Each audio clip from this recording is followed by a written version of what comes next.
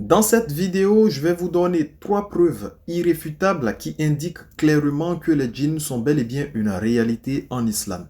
Nous allons commencer par le Coran. Vous devez savoir que dans le Coran, Allah subhanahu wa ta'ala nous parle des djinns. Le mot djinn est cité plus de 10 fois et par ailleurs, la sourate 72 est nommée Al-Djinn. Toujours dans le Coran, dans la sourate 51 verset 56, Allah subhanahu wa ta'ala nous dit « Je n'ai créé les djinns et les humains pour qu'ils m'adorent ». Le Coran nous prouve clairement que les djinns sont une réalité, qu'ils sont des créatures responsables, dotées de libre arbitre et soumis aux ordres divins. Le but de la création est semblable que pour les humains. Adorer Allah subhanahu wa ta'ala sans lui associer un objet ou une créature.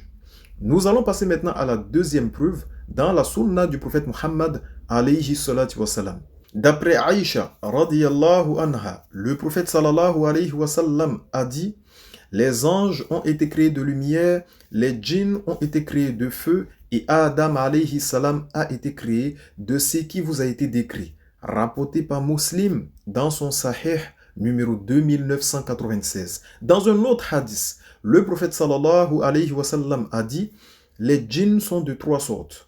Une sorte qui a des ailes avec lesquelles ils volent dans les airs, une sorte qui sont comme des serpents ou des chiens, une sorte qui sont sédentaires ou voyageurs.